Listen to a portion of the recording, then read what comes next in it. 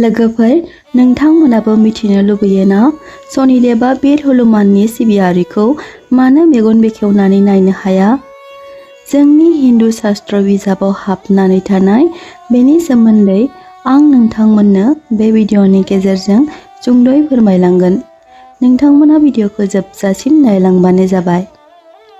लोगोफोर, नोंथांमोनाथ' मिन्थिखायो सनिदेबनि गोहोखौ। बेनि दृष्टिया जेराव नाङो बेयो थेर-बेथेर महर लायो होनना। नाथाय नोंथाङा जुदि बीर हनुमाननि सिबियारि अथवा बीर हनुमानखौ गोसो गोरबो बावनानै सिबियो, अब्ला सनिदेबा माब्लाबाबो बे सिबियारिखौ मेगन बेखेवनानै नायनो हाया। फै लोगोफोर, दानिया सावरायदोनि सनिदेबा मानो गोसो जाब्लाबो हनुमाननि भक्तखौ जेबो खालामनो हाया। धोरोम शास्त्रआव हाबनानै थानाय बे बाथ्राया मा?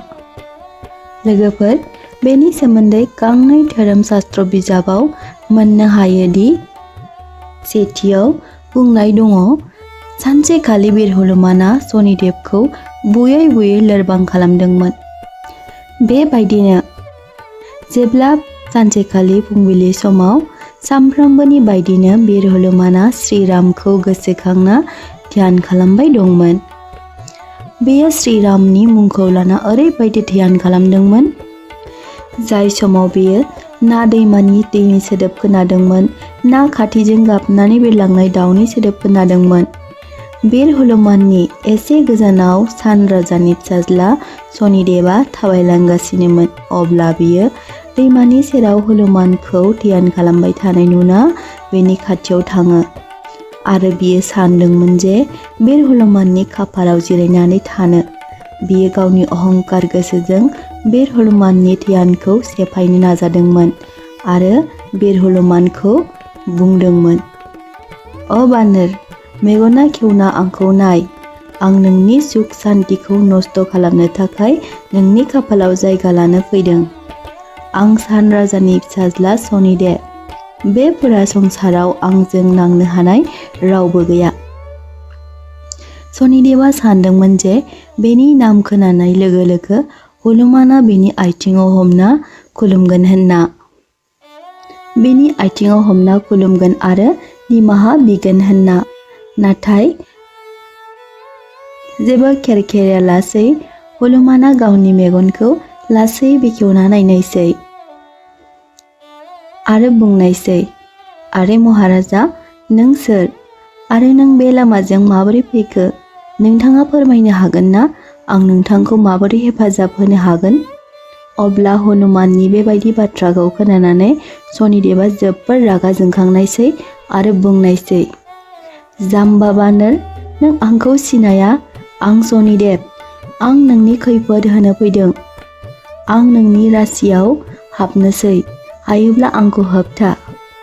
अब्ला हनुमाना मिनिस्लुनानै बुंनायसै, "महाराज, नोंथ' बिना बोजा रागा जोंबाय। आं जाबाय बोराय बानर, नों जाबाय सेंग्रा, सान राजानि फिसाज्ला। आंलाय नोंखौ बोरै होबथानो हानो? आंथ' नोंखौ बेखौल'सो बुंनो हायो, नोंथाङा बेनिफ्राय गोख्रै थां आरो आंखौ हारसिं थानो हो, जाहाथे आं श्री रामखौ गोसो गोथारै गोसोखांनो हायो।" पवन पुत्रनि फिसाज्ला हनुमाननि बेबायदि रावखौ खोनाना सनिदेबा बिनि आगदा आखाइखौ हमनायसै आरो गावनि फारसे बोनानै लांनो जुजिनायसै। अब्ला हनुमाना मोनदांमोनदोंमोन सोरबा बिनि मोदोमखौ खुरना होदों। नाथाय बे समाव गावनि आखाइजों सनिदेबखौ नारखारहरनायसै। अब्ला सनिदेबा बांसिन रागा जोंखांनायसै आरो बियो पवन पुत्र हनुमाननि फारसे आखाइखौ दांनो नाजाबावनायसै।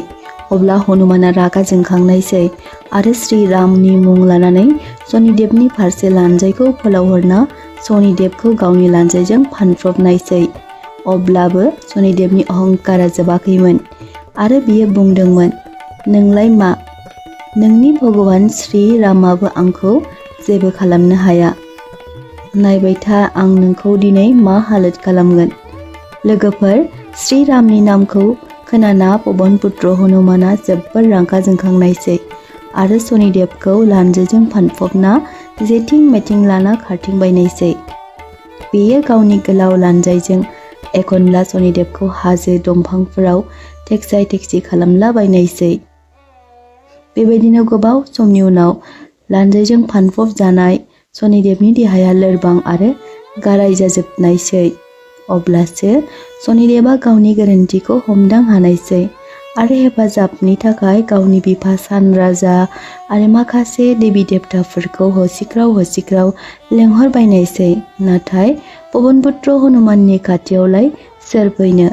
जोबनायाव सनिदेबा हनुमाननियाव निमाहा बिनानै बुंनायसै जे बानराज, आंखौ अनखांदो। आं आंनि अहंकारनि फिथाइखौ मोनबाय। आंखौ दा फोथै। आं नोंनो खोथा होयो, फैबाय थानाय समफोरावबो आं नोंनि सायानि खाथियावबो थाया।